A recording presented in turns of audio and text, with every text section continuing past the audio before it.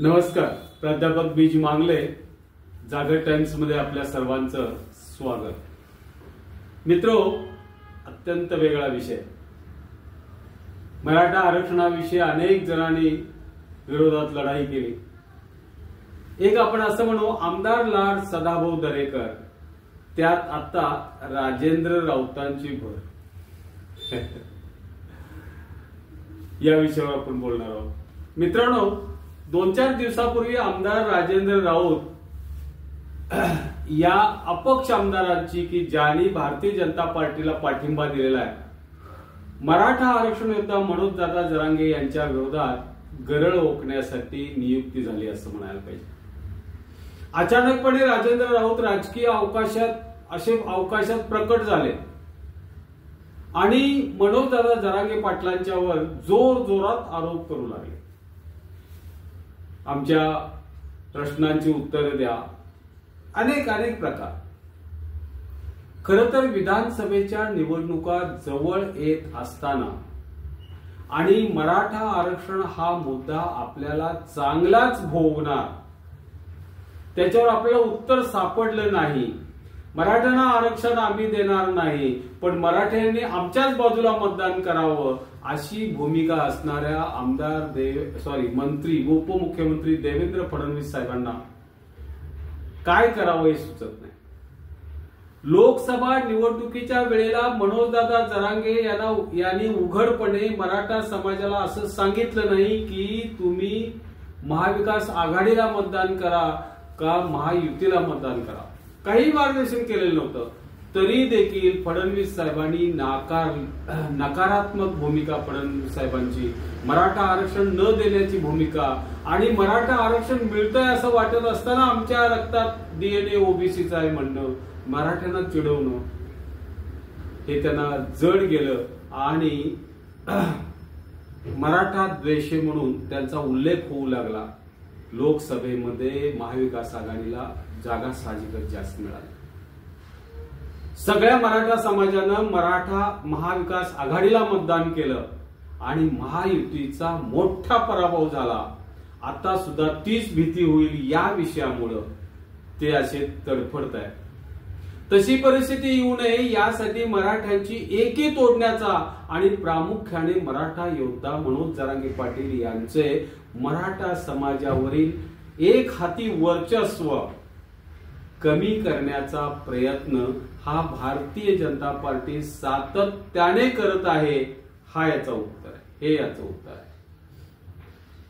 मी 2-3 गोष्टी तुम्हाला सांगतो, खूप महत्वाच्या. बीजेपीच्या रक्तात ओबीसीचा डीएनए आहे म्हणणाऱ्या देवेंद्र फडणवीस साहेबांना भविष्य काळ स्पष्ट दिसू लागला आहे आणि अंधकारमय आहे. व्यक्तिगत त्यांचं सुद्धा नुकसान फार मोठ्या प्रमाणात आहे, लक्षात घ्यावं त्यांनी. ज्या पद्धतीने ओबीसी समाज बीजेपीच्या पाठीशी असायला हवा होता किंवा पाहिजे, किंवा फडणवीस साहेब म्हणतात आमच्या रक्तात आहे, तसा तो आजही दिसत नाही. मुख्य म्हणजे धनगर समाज बीजेपीला मदत करणार नाही अशी स्थिती आहे. महाराष्ट्रात धनगर समाजाचं मतदान सुमारे 1,20,00,000 इतकं आहे असं म्हणतात.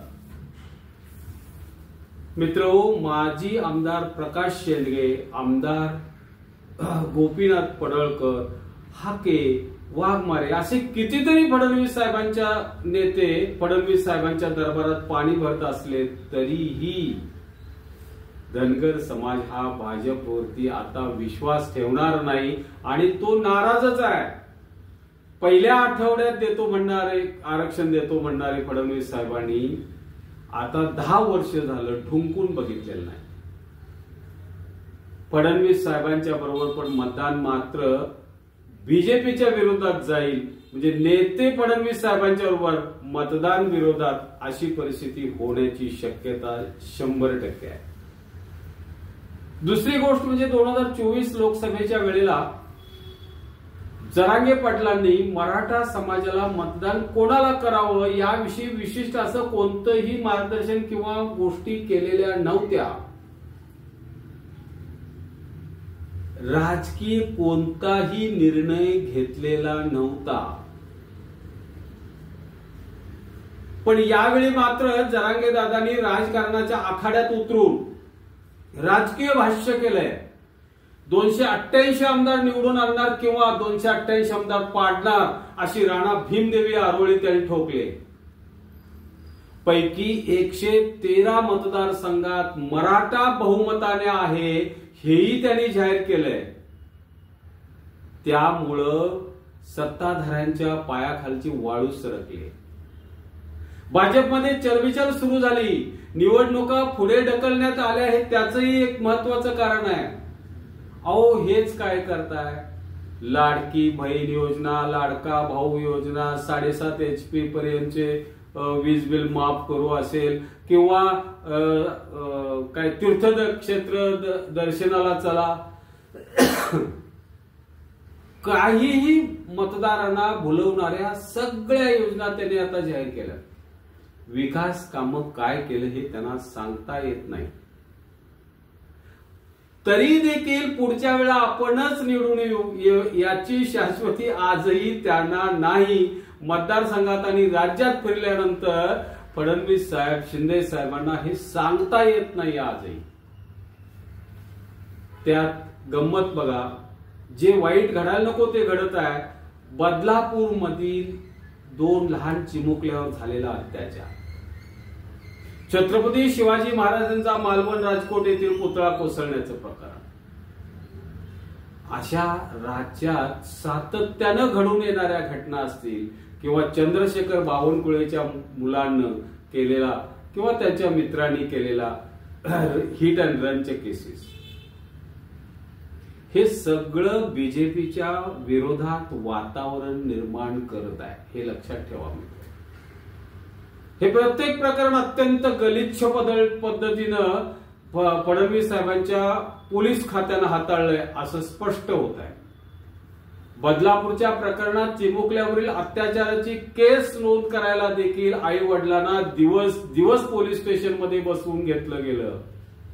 आणि ज्या वेळेला लोक शासनाच्या विरोधात रस्त्यावर उतरले, मोठं आंदोलन उभं केलं, त्यावेळेला बाकी मग गुन्हा नोंद करायची धडपड सुरू झाली. शाळेतील लोकांच्या वरती, शिक्षकांच्या वरती कारवाई करायचा प्रकार सुरू झाला.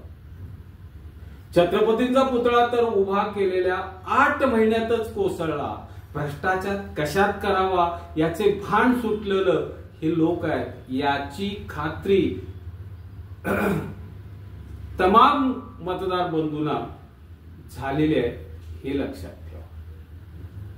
दुसरी एक गोष्ट, दुसरीकडे मनोज दादा जरांगे पाटील यांना मॅनेज करणं हे बीजेपीच्या आवाक्याच्या बाहेर झाले.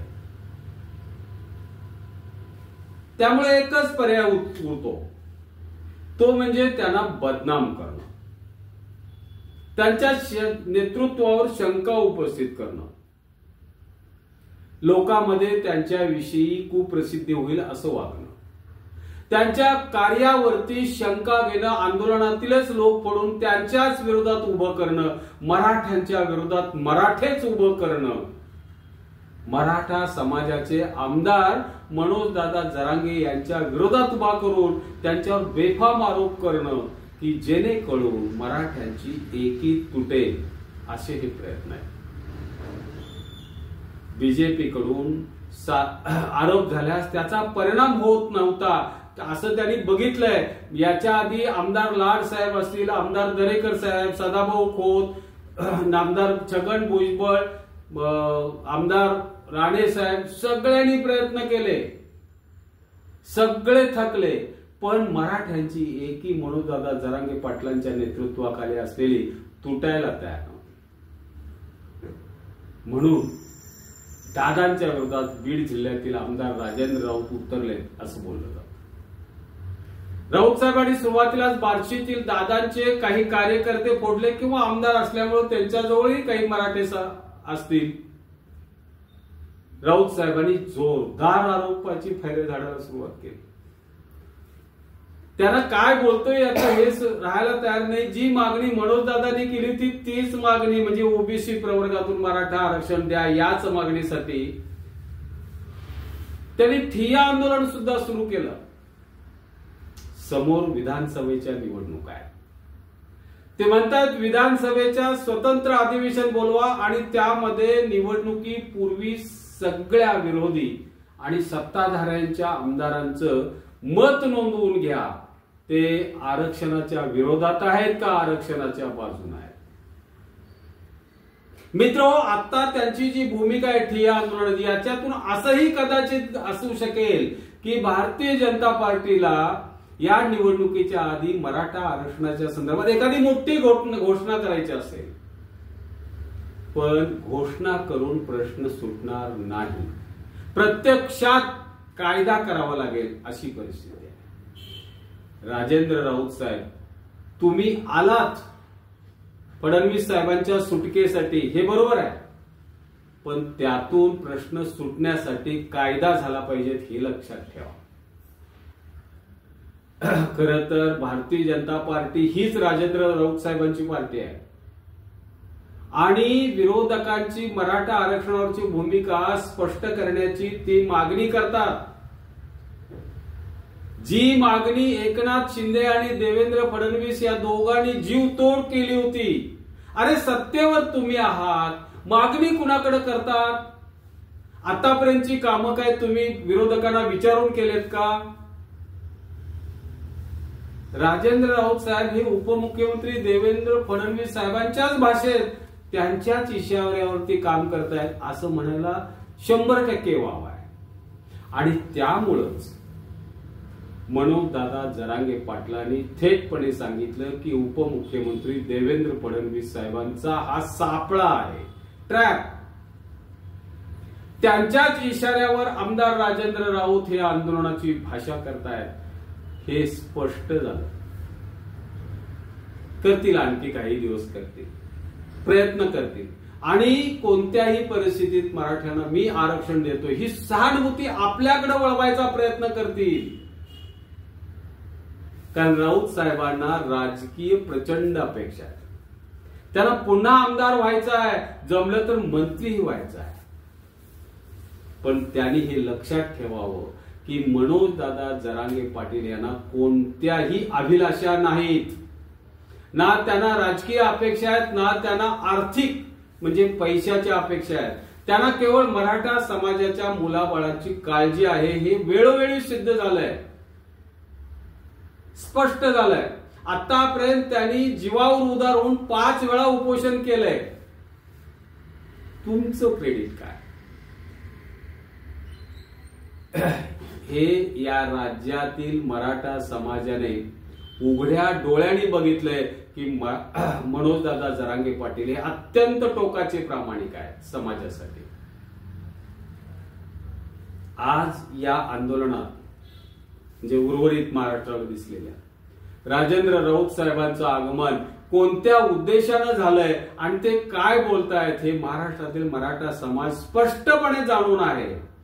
त्यामुळे राजेंद्र राऊत साहेबांच्या या मनोजदादा जरांगे विरोधी कृतीचा बाबतीत आपल्याला एवढेच म्हणता येईल. काय म्हणता येईल त्यांच्या या कृतीचा?